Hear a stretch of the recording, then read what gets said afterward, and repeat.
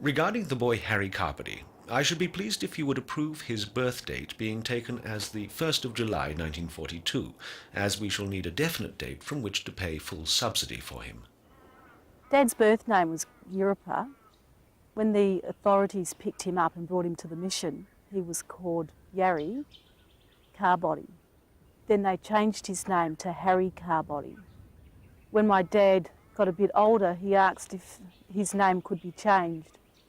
And the missionary man said, "What do you want your surname to be?" And Dad said, Carmody.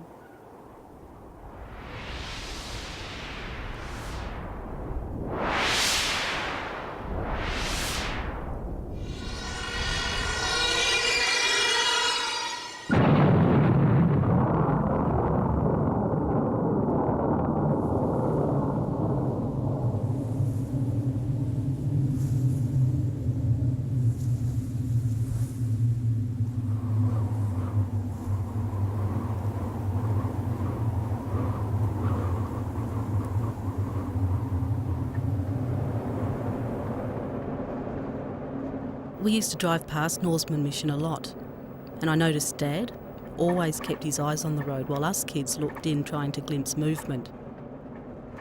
The mission became a place of nightmares for me. I imagined it as being dark and medieval, with the cries of children haunting the night.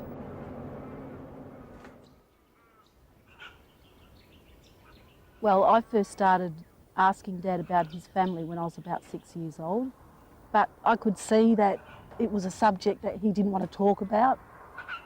His face used to just close like a mask, and you just looked at his face and you knew that you just did not talk about his family. He's our dad. We want to know what type of a childhood he had and things that have happened and what makes him the person he is today. It's like a silent legacy. Dad had a traumatic childhood, so there's a lot of inner hurt, and there's still some things that are too painful for Dad to talk about.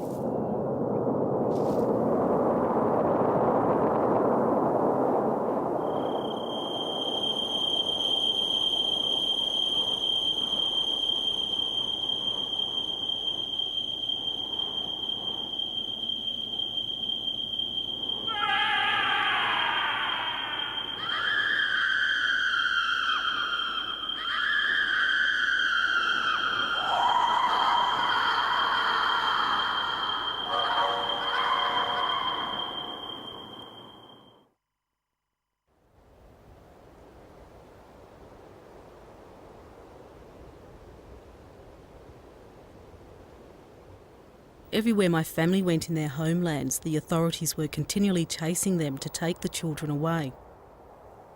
So my family lived a life of fear and sorrow. And that sorrow, that's still with them today.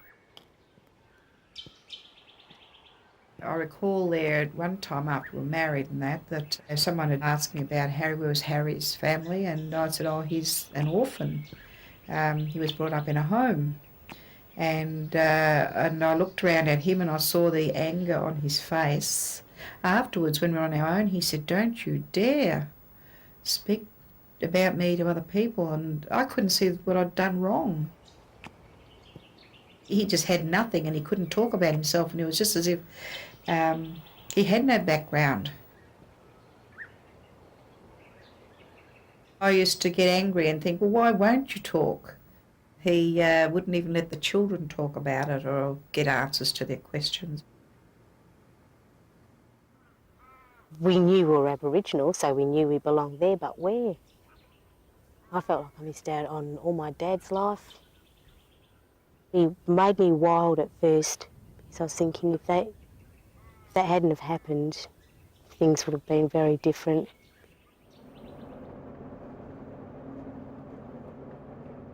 Libby and I decided to retrace Dad's life by getting Dad to come on a journey that would take us across the Nullabor Plain and then up into the Great Victorian Desert, where we knew where family were. It was a good way to learn about Dad's childhood.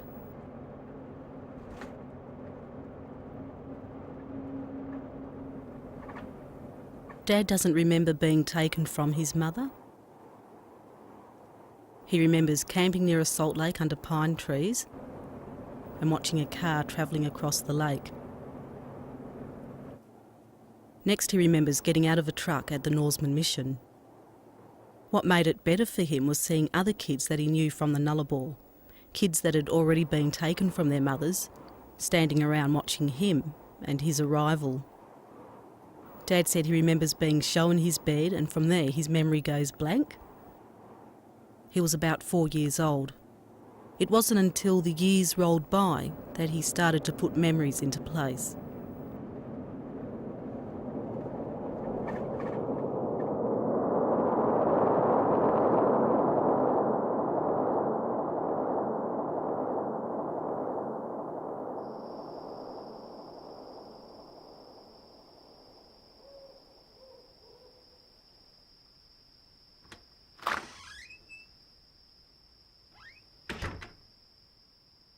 It was a Sunday night when Dad was kicked out of the mission.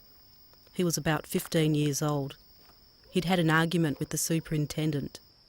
Dad felt he was sticking up for what he thought was right, but the superintendent said, "Well, you can leave now." Dad remembers being surprised because it was 9 o'clock at night and he just had no place to go. But he grabbed his bag and left. As Dad walked away from the only home he knew, he felt sad, because he was leaving all the other kids behind. Dad got the first ride into town, Norseman, where he knew Roland and Violet Graham. They put him up until Dad left for Balladonia Station, where he knew that his uncles Alec Mackenzie and Jock Barton worked.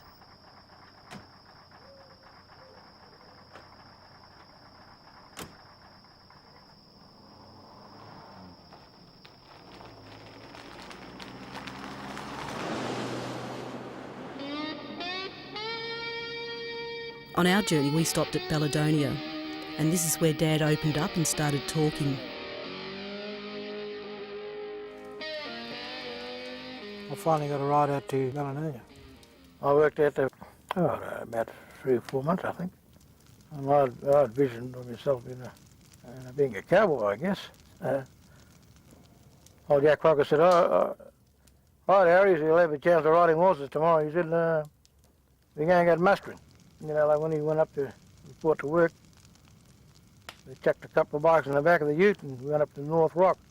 You know, I was really glad to ride horses, but when I found out that I hit his bike, well, you know, I had a cowboy hat on, I had riding boots on, and you know, I was set up to ride horses, not flaming push bike.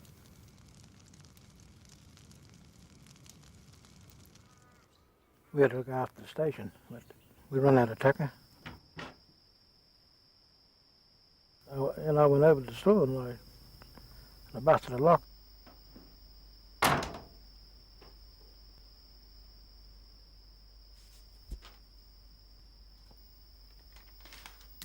Tins of fruit, cream,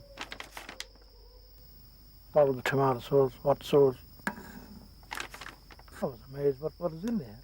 Thought I was entitled for it. I worked there. It was Christmas. This Christmas party alone was in the stores. I left before they found out.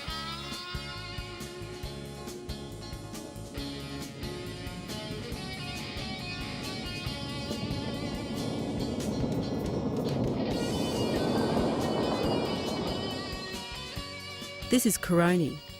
It's an important place for my dad. People call it Nardjul country, meaning different type of people, because a lot of kids with non-Indigenous fathers came out of this area. Dad spent a lot of his pre-mission life here. He would have been about 3 years old. There was a railway settlement here, a rations depot, and a native protector, Mr. Carlyle.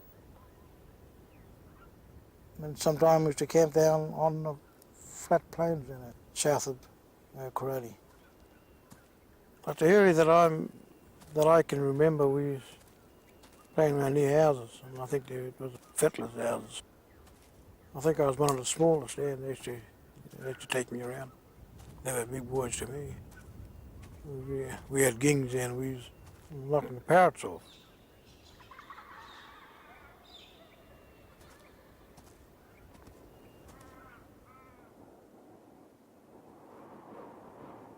Like the clothes I had, like the top of me was a flour bag, and it was a dingo round. I don't know what the other kids were, they probably had the same thing. To the Commissioner of Native Affairs, dear sirs, referring to two half-caste children, namely Arthur 3 years of age and Yari aged 4 years, these children are not at the depot at present, but are at one of the sidings between Xanthus and Kalgoorlie. I can apprehend these children at very short notice. It would be necessary to travel by car to locate them, as they are on the move every few days. May I suggest these children be sent to Norseman Mission at a very early date? I am yours faithfully, G.A. Carlyle. I think the reason why some of our people, most of us kids went down to Norseman, because like old people knew that we had to have schooling. We had to, learn how to read and write, have education. As time went on, like you've forgotten about your own people. You lost the feeling that you had for them. It's happened to a lot of kids. Your feeling is gone from them. And then that's when you had to be like mentally strong. It was beyond your control. There's nothing you can do about it. So, so you got to accept it.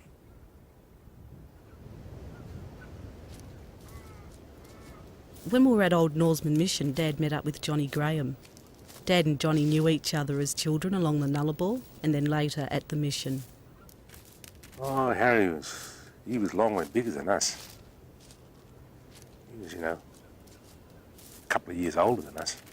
You couldn't give him much cheek, see, because he was bigger than us, he'd flog us. If you was to talk in your own language, that was strictly forbidden. You got hiding from the missionaries if you did that. That's where they lost their culture and lost their language. And they never ever, caught up with it after they left here. We all made to stand around in a circle, and this young kid, he got hiding with a piece of barbed wire. And every time he got hit around the leg, you'd see the blood would fly out of his legs. So they were cruel days, cruel times, them.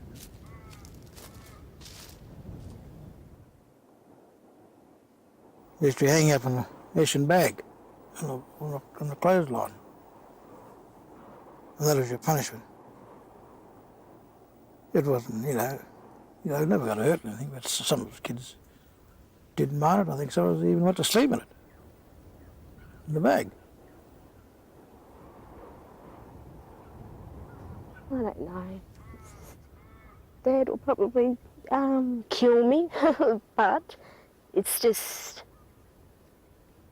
this is like 20 years of my life, and we've all been questioning and wanting to know. Now it's happening, and it's like, wow.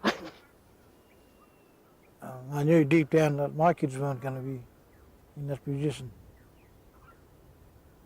The lifestyle I lived at the home. They weren't going to go through that. I knew that. I recall him saying how when he was younger, when he'd left the home, he was walking along the street, and come evening time, he'd smell the evening meal cooking, and he'd see families coming home with children playing out in the yard.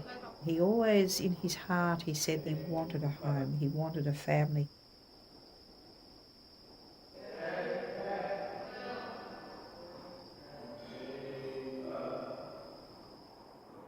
My cousin and a couple of her friends turned up. They kept insisting that I go to this party. So I was sitting on the table there, just swinging my legs and laughing and talking away to everyone. And I looked up, and in the doorway there was this handsome young man standing. And he was just leaning in the doorway, just staring at me. We never said a word to each other that night, but across the room, and with all the activity going on there, and we just looked at each other, and there was something in that look that it changed my life forever. When we were engaged, I didn't have an engagement ring. No, he bought a house.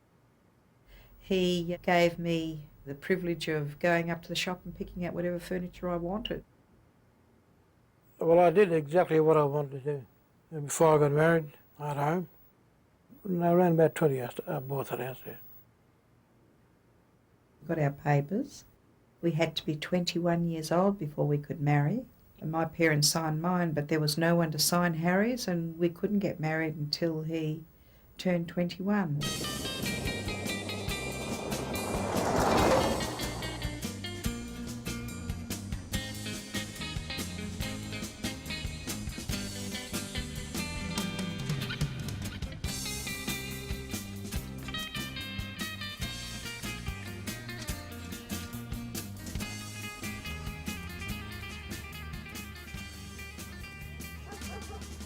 Knew there was some old people still left. And the main man I wanted to see was Toby.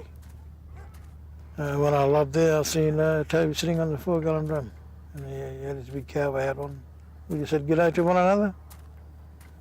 And then he said to me, like, you know, it's taken you a long time. I said, oh, yeah, it's taken me a long time. But I'm here. I asked him a few questions, where the people were, and he told me, oh, a few here left around. I said, not too many. There was something about Harry that basically he was interested and he wanted to know, but there was a wall there.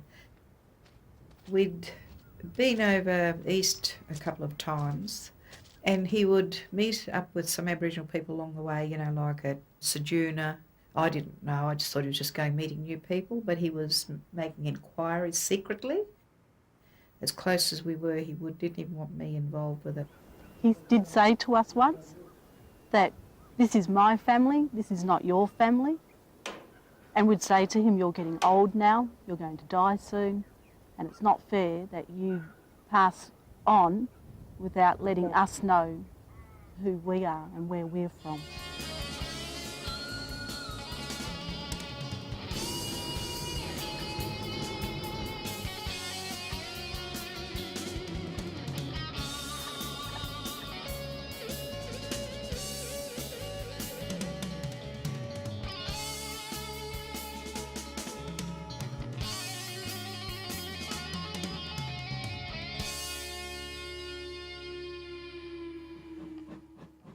Dad used to watch the steam trains as he played around the Trans-Australian Railway line at Rawlinna. He would have been about 2 or 3. Sometimes as his family travelled along the Nullabor, they would sneak rides on the trains. So-called native protectors along there, they knew exactly where you were. They knew who was getting on and getting off.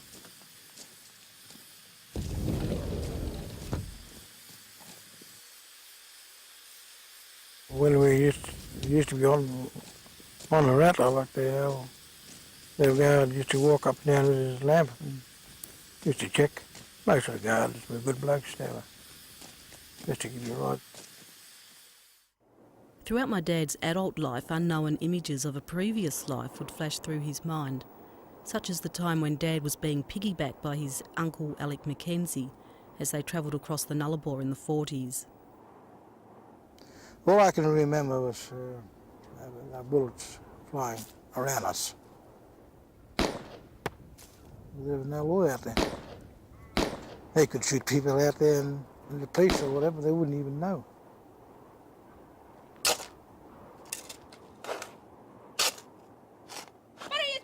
It's funny how life turns out because Dad has a passion for prospecting, and his search for gold has been like his search for family. You know it's there, but it can be so elusive, and when you find it, it's so unexpected, like when Mum met 2 Nunga ladies in Adelaide. The lady said, oh, from Kalgoorlie.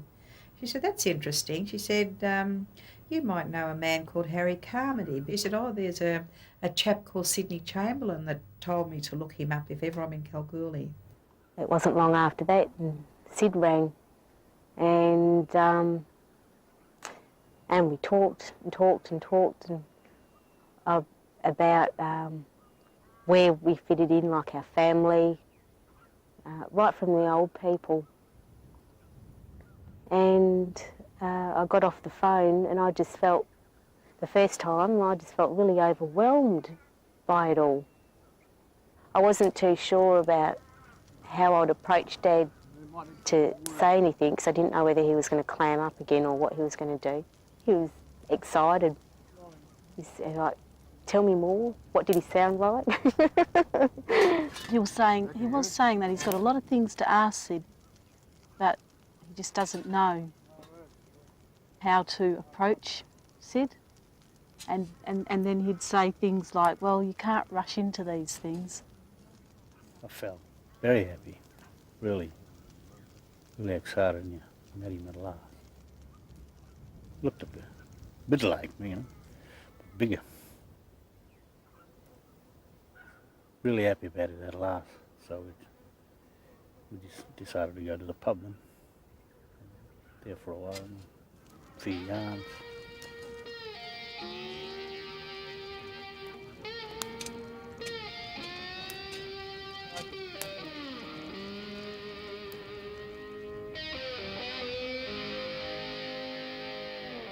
We met up with our cousin Sid in Yalata, and the next day we travelled to Oak Valley to meet our family.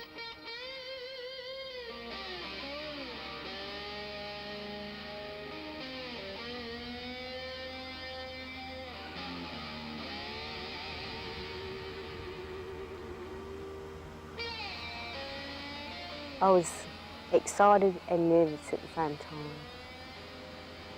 Because I worried about what they would think of us as well. I've never met my family before, but I cried for those people when I was a kid.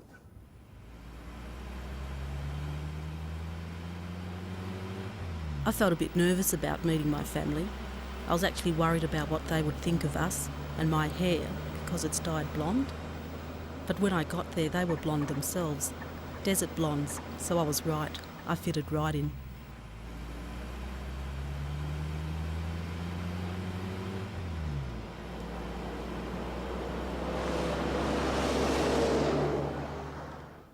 Number one, the old lady.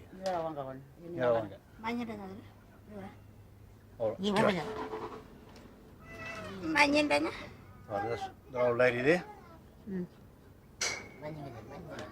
Sid had written down the family tree, and then our Garpleys, our grandmothers, they linked us to our family by showing us an easy way to understand our family connections. Yeah.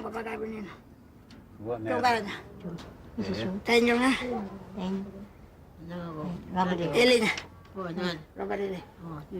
was just wondering if you knew about Dad when he was little. Yeah.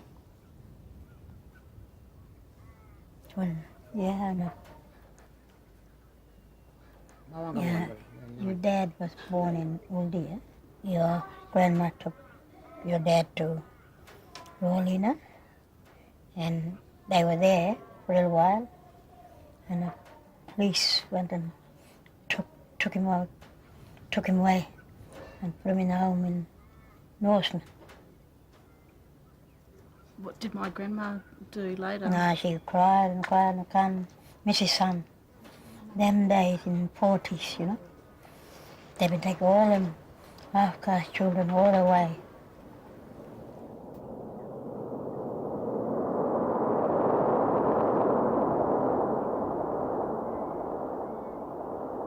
Our Garpleys, our grandmothers, told us that when Dad's mum went back to Uldia, she was staying at a place south of Yalata, and when the atomic testing went off, the people in all that area, including our grandmother, saw the mushroom cloud.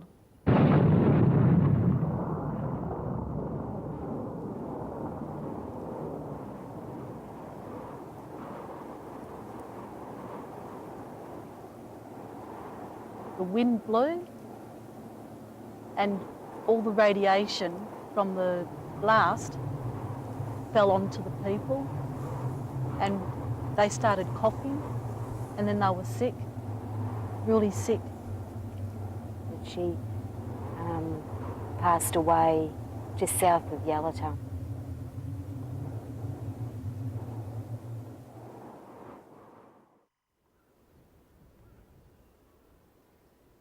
Because we always wondered about our grandmother and what she was like. And like we've never ever had the opportunity to be able to know her because of Maralinga.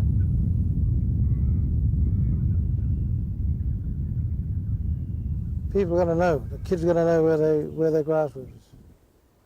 Before you never had that feeling, or you never had it there. But now you got more feeling for them.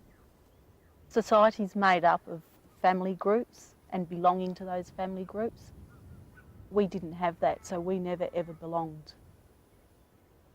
And my dad's nearly 60 now, and it's taken him his whole life to be able to make contact with his family.